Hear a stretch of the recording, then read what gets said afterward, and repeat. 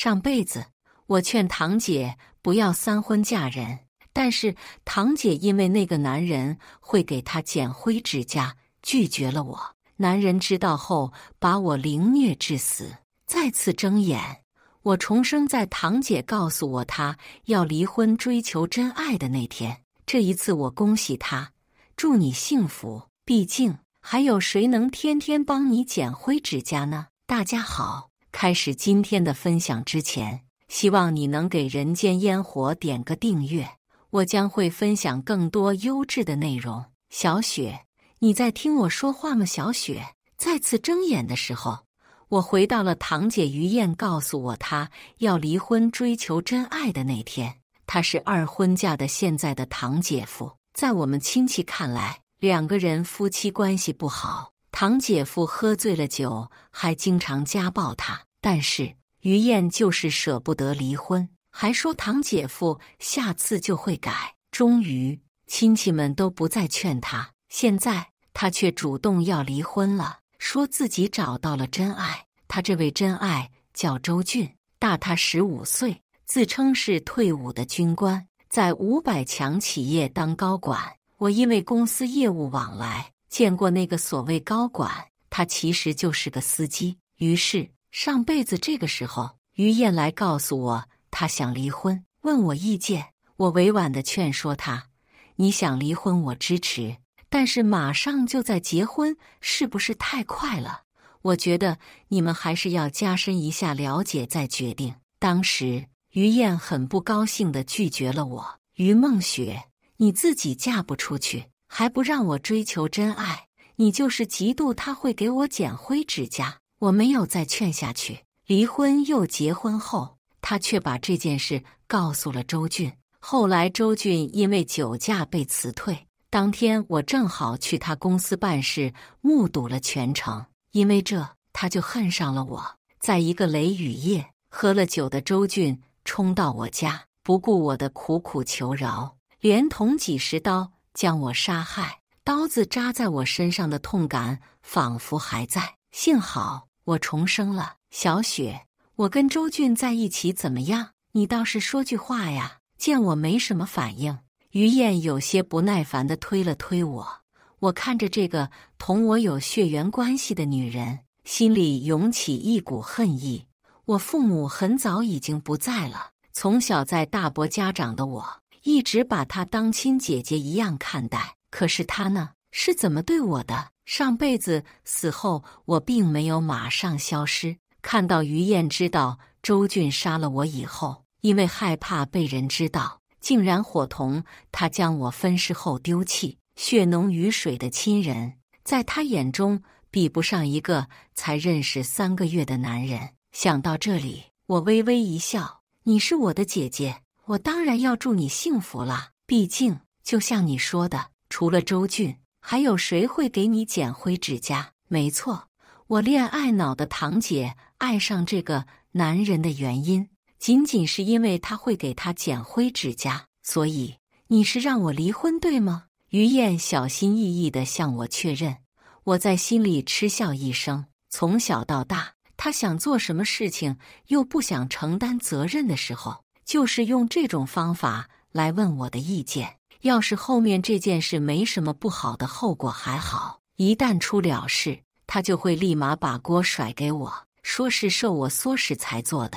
现在的堂姐夫是个家暴男，他不敢轻易离婚，又想从我这里听到想要的答案。看清他的嘴脸以后，我当然不会再上当。不管你做什么决定，你都是我的好姐姐。我一个销冠，打太极还不容易吗？那天，不论于燕怎么套话，都没有从我嘴里听到想听的话。最后，气呼呼地走了。望着他的背影，我冷冷一笑。我的好堂姐，这不过是开始呢。第2天，于燕去外地出差了，我随手拎了些供应商给的试用装去了大伯家。重活一世，除了堂姐于燕，我也看清了大伯夫妇。说好听点，他们是把我养大。事实上，上大学之前，我也只是没饿死。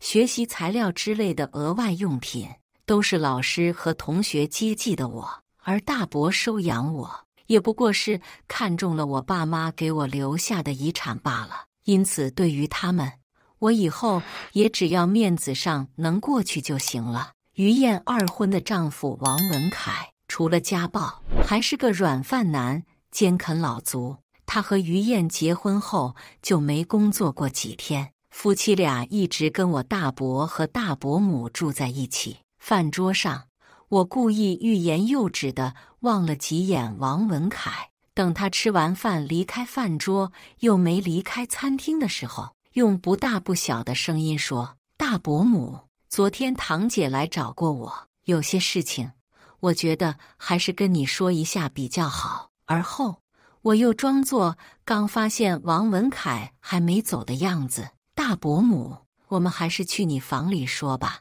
挽着大伯母去房间的时候，眼角的余光瞥见王文凯果然悄悄跟了上来。大伯母关上房门，我顿了一会儿，在门下缝里看到了一块阴影，才大惊小怪地说道：“昨天堂姐居然跟我说她要和姐夫离婚。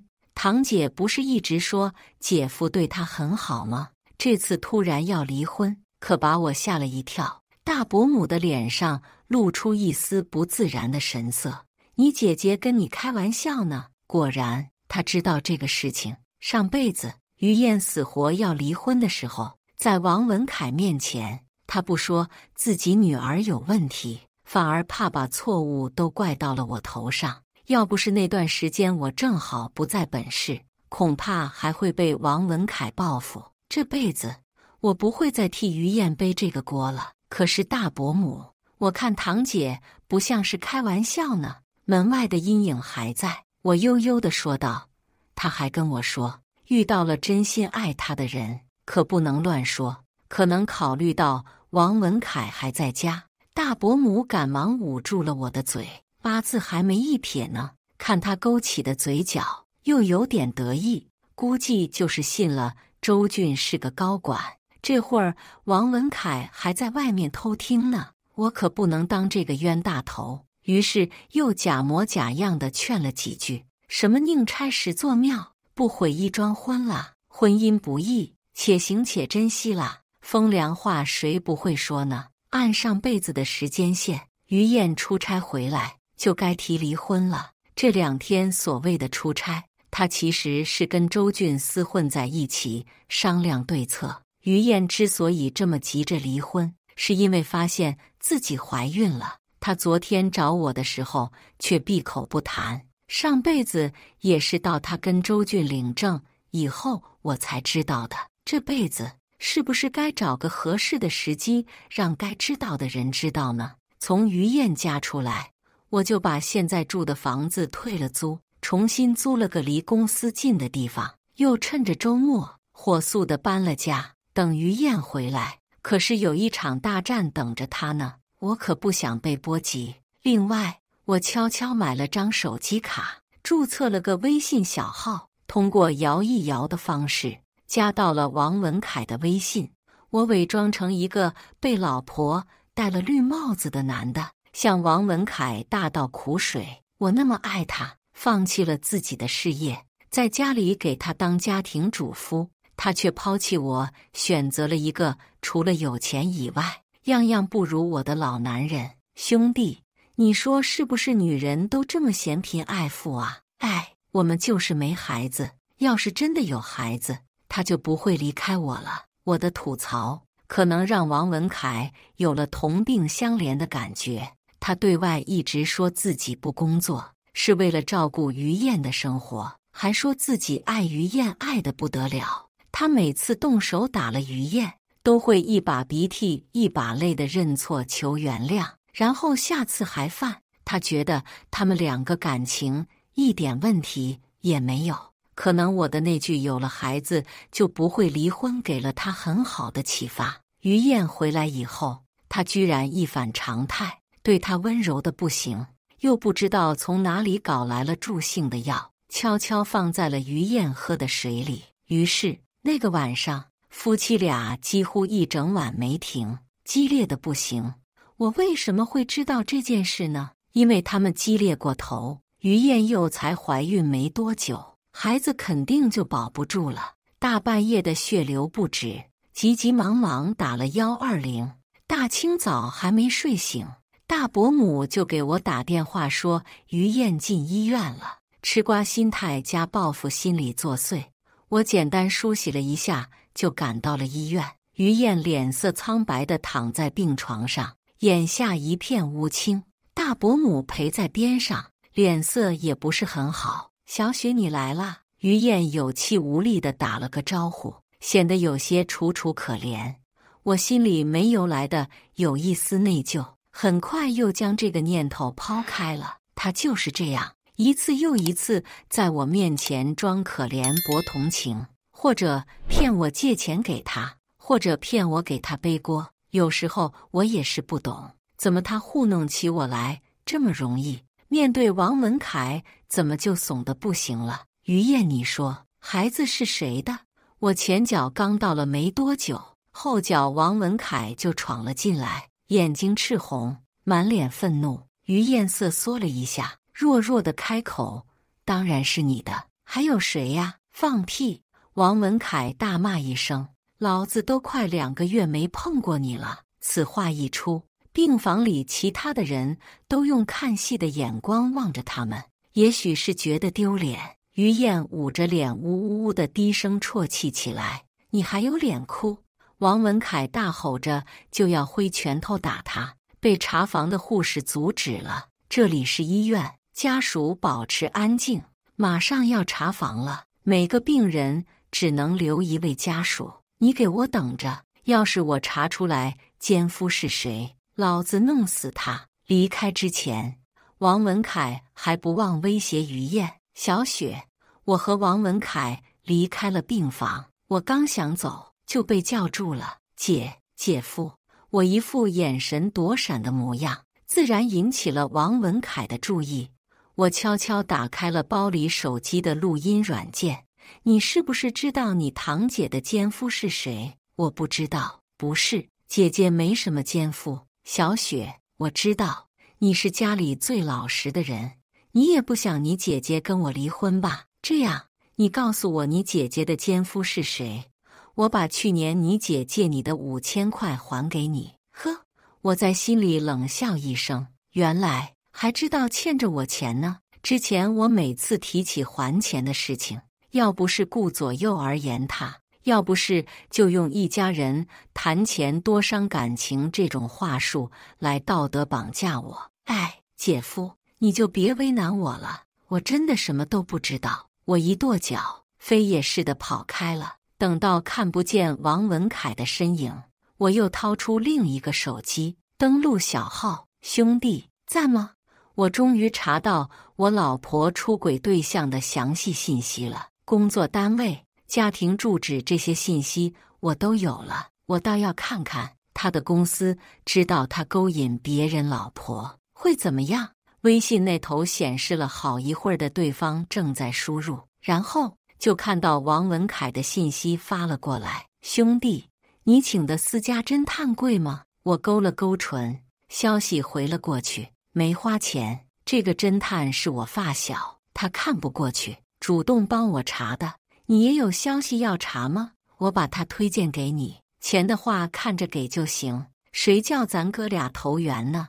我把当私家侦探朋友小林的联系方式推送给了王文凯。小林之前欠了我一个人情，一直想找机会还我，正好就趁这次机会让他查查周俊，也算给他减轻点心理负担了。没想到小林这么给力，还查到了不少我上辈子不知道的消息。周俊比于燕大15岁这件事我是知道的，但是他一直说自己单身，说是在部队的时候没找到合适的姑娘，就给耽误了。而事实上，他所谓的单身其实是离异。45岁的他有一个刚满20的儿子周达，也就比于燕小了10岁。上辈子我死后，于燕都不知道他还有个儿子的事情。而周俊这个儿子看起来也不是省油的灯，照片里小混混的经典造型，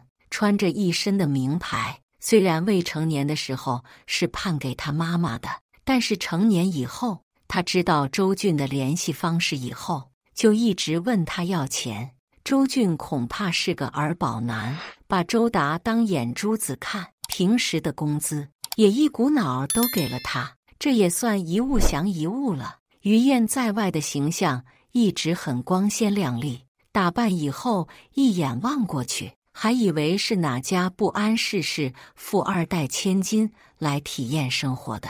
估计周俊也是看中了他这点，才一步一步接近他，好像越来越有意思了呢。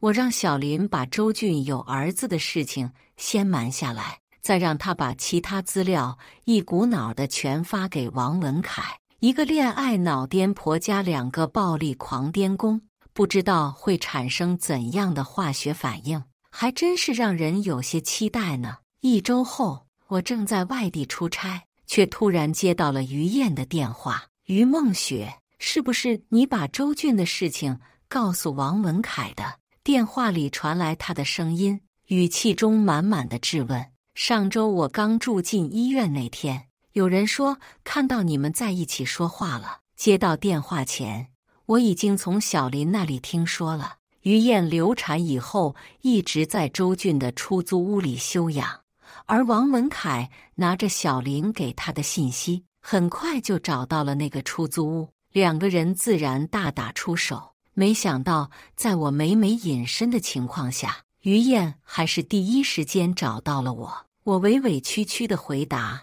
姐姐，你把我当什么人了？你不让我说的事情，我绝对不会说的。哼，少跟我来这套。我使劲掐了自己一下，痛得流了眼泪，故意带着鼻音道：我真的没有。那天我怕堂姐夫威胁我，还特意录了音的，不信我发给你听。然后我一个不小心把录音发在了家族群里，直到于燕发消息质问我才发现发错群了，然而已经来不及撤回了。于是群里的亲戚都知道了他有奸夫，并且还欠我5000块钱的事情了。大伯父和大伯母最要面子，看到群里的消息快气炸了，给我夺命连环 call， 被我摁掉了，就直接在群里发了一长串消息炮轰我。看着群里刷屏的消息，我只觉得好笑，这招还是从于燕那里学来的呢。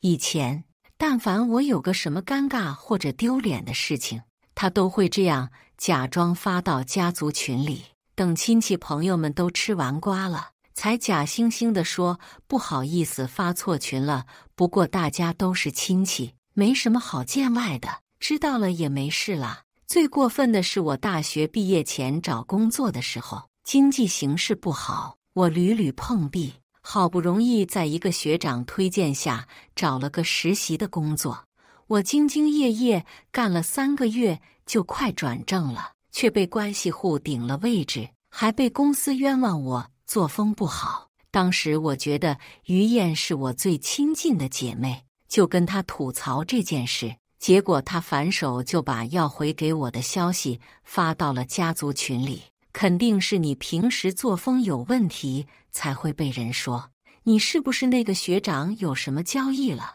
不然人家平白无故怎么就给你介绍工作？我们老于家都是要脸的，可不能做那些勾引别人、歪风邪气的事情。当时我在群里解释了好久，可是亲戚朋友们都是一副你解释你的，我相信我的模样。后面有家族聚会之类的遇见，也会用那种看好戏的眼神看我。当时于燕在群里怎么说来着？她一本正经劝我，你还小，犯点小错也正常，只要以后常常教训就好了，我们做亲人的会看着你的。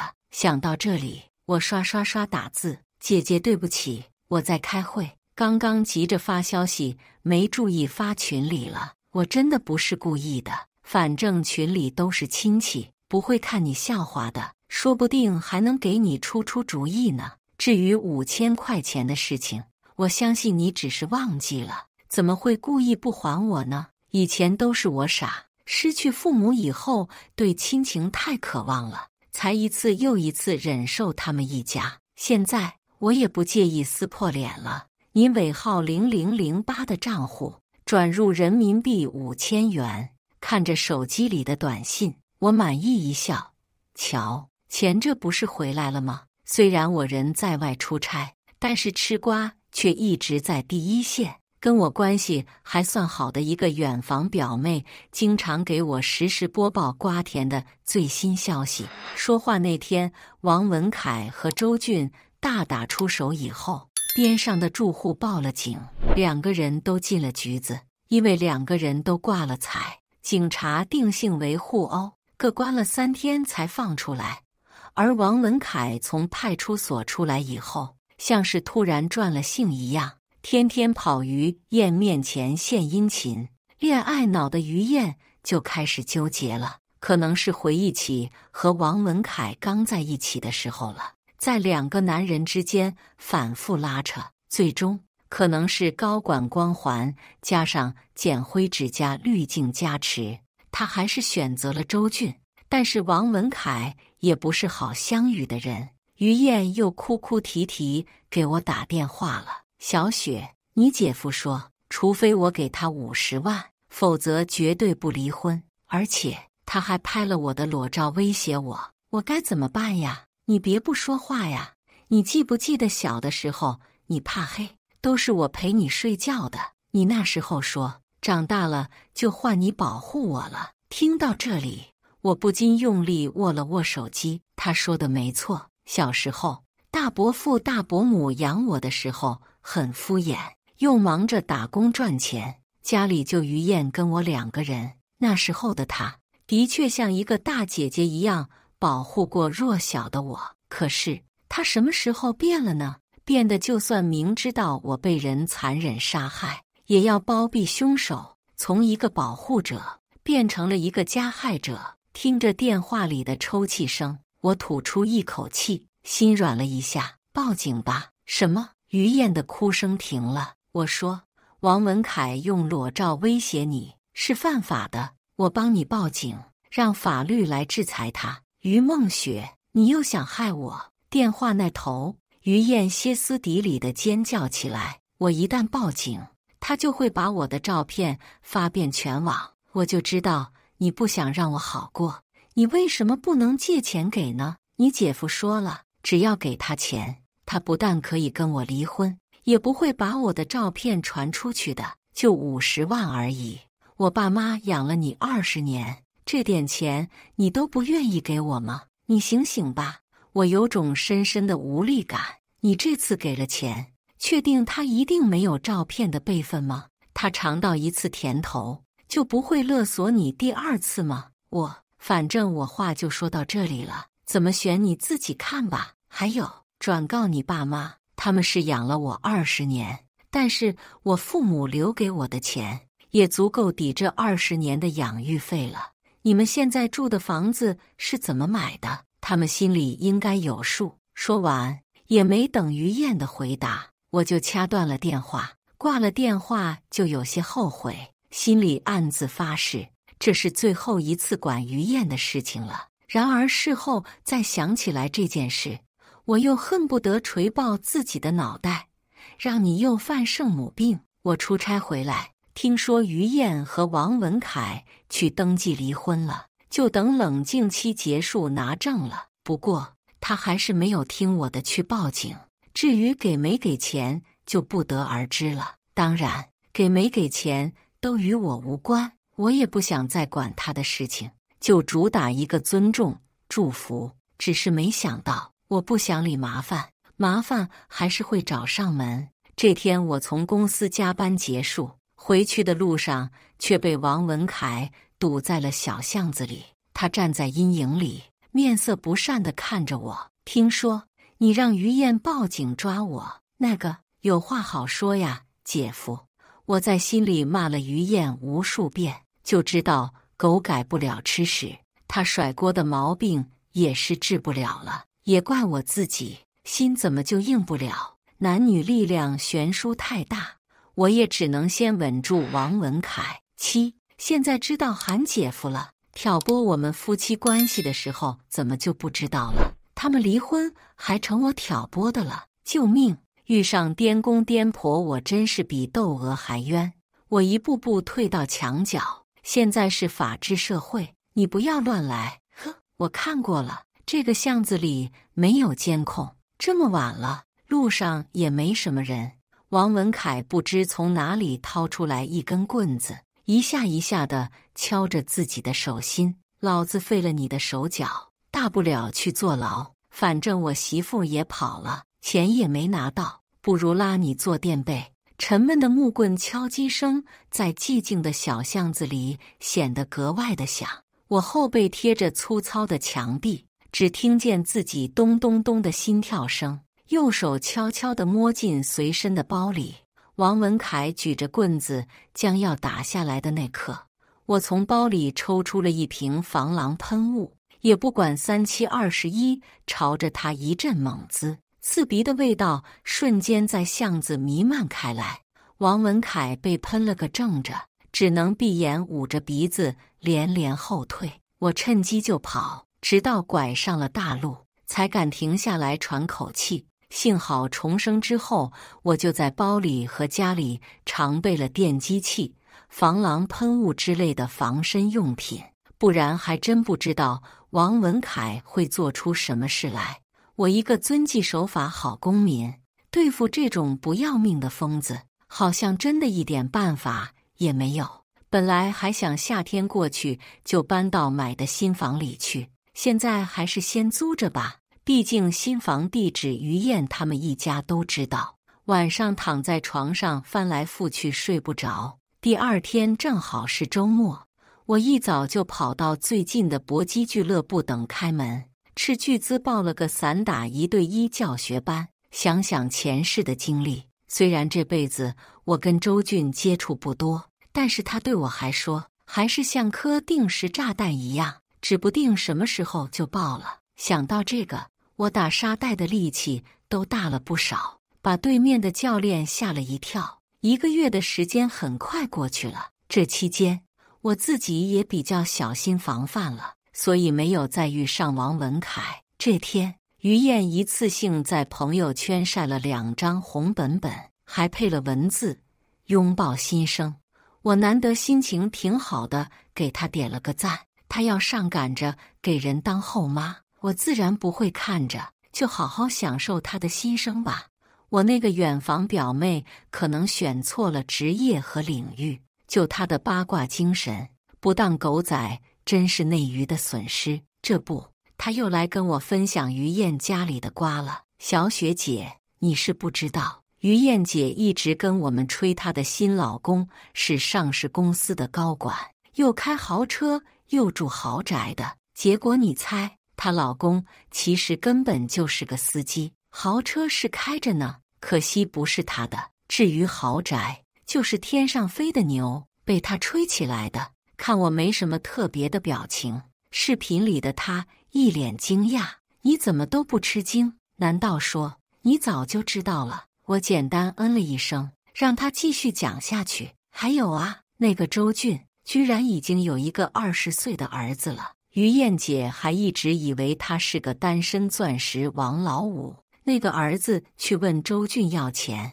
于燕姐不让周俊给，反而被他扇了一巴掌。这人看着老实，没想到又是个打女人的货色。于燕姐真是看走眼了呀！我不在意的笑笑，心里默默吐槽，反正他看走眼也不是第一次了，常规操作而已。看我兴趣缺缺的样子，他又说点事情，就结束了通话。回想刚刚表妹说的那些事情，可以想象于燕现在一团乱麻的样子。但是这样还不够，他是我的亲人，我没他那么狠毒，不会无缘无故对他下手。但是周俊上辈子那么残忍地杀害了我，这辈子总要让他付出同样大的代价。我掏出备用的手机，再一次登上了小号，找到和王文凯的对话，发了条消息过去。兄弟，没过多久，我在社会新闻上刷到了于燕的消息。新闻上说，一名王姓男子因无法接受前妻再婚的事实，冲动之下闯入前妻的家中大闹，推搡间捅伤了余姓前妻和她的现任丈夫周某。余某重伤，但没有生命危险。周某因伤势过重，送医后不治身亡。王某在逃窜10个小时后被公安机关依法抓获。看到3个人的姓，我自然就联想到了于燕他们3个，打了个电话向表妹确认。我果然没有猜错，我重生以来一直悬着的心终于放了下来。我果断注销了微信小号，又销毁了电话卡和备用的手机。看着被砸得稀巴烂的手机，我回忆起那天给王文凯发消息的情景。兄弟，我老婆，哦不，前妻最近再婚了，听说过的还挺滋润的。我心里是真憋屈，想到他当初对我那么狠，现在却跟人家甜甜蜜蜜，真是咽不下这口气。我觉得他根本就没有真心对待过我，他现在的幸福都是建立在我的痛苦之上。要不是不知道他现在住哪里，我恨不得冲到他面前，让他知道他当初的选择是多么的错误。有时候最简单的挑拨往往最容易成功。王文凯一直知道于燕的地址，要找他麻烦自然很容易。说来也巧，那天周俊正好喝了不少酒，碰上王文凯找上门去，酒劲一下子上来了，2个人很快就厮打起来。于燕上去劝架的时候，也不知道王文凯带了刀，一不小心就被捅伤了。心情激愤之下，又把周俊捅死了。其实我给王文凯发信息的时候，也就指望他去把周俊打个重伤或者残疾而已，没想到他的暴力因子这么可怕。想想周俊的下场，我又有种说不出的畅快。上辈子我被他连捅10几刀的那种恐惧，他死前一定也感受到了。尾声，我远远地去医院看了于燕一眼，她刚刚脱离危险，为了监测生命体征，身上还插着各种管子。听说王文凯捅在了她的肚子上，伤到了她的子宫，以后她怕是生不了孩子了。我有些唏嘘，但是不后悔这么做，只是以后真的不会再关注他的任何事情了。正好公司有个去外地分公司当销售总监的机会，我积极争取了过来，让中介把我还没入住的房子挂出去卖了，斩断了没必要再联系的亲戚。一个人去外地发展了，坐在飞机上，看着窗外的蓝天和日光，我知道我正在奔赴我真正的心声。关于上辈子的番外，砰砰砰，砍刀剁肉的声音混着雨声传到耳朵里。于燕忍着心里的害怕，给周俊把风，风吹树枝的阴影投在窗户上。于燕没由来的一阵心慌，又强制安慰自己，没事的，小雪已经死了，以后不会再有人学习比我好，工作比我强了。想到这里，心里又有些发狠。对，她死了也活该，我是姐姐，她只能过得比我差，不能过得比我好。和周俊把于梦雪碎尸又弃尸荒野后，于燕用于梦雪的手机向她的公司领导提了辞职，朋友圈里又装出一副出去旅游散心的模样。于梦雪公司的同事先发现了不对劲，他平时是个工作狂，把事业当成生命，怎么看都不是一个会为了出去旅游而辞职。而且他的朋友圈里只有风景照，这么多时间，于梦雪自己从来没有出现在镜头里过。同事们越想越不对劲，就报了警。案件的侦破出奇的顺利，于燕和周俊以为自己做得天衣无缝，可是他们忘了，现在是法治的社会，是一个摄像头遍布的世界，他们的一切犯罪行为都被记录了下来。他们2个很快被抓捕归案。周俊因为是杀人凶手，直接被判了死刑。于燕只参与了分尸，所以判了10年有期徒刑。因为她当时怀了孕，前面2年是在监外执行的。判决出来的那天，艳阳高照，这个世界正义也许会迟到，但是绝对不会被黑暗的那一方永远掩盖。以上就是今天分享的故事，大家有什么想说的、想吐槽的，欢迎在下方评论交流。也更希望能给人间烟火点个订阅，我将会分享更多优质的故事内容。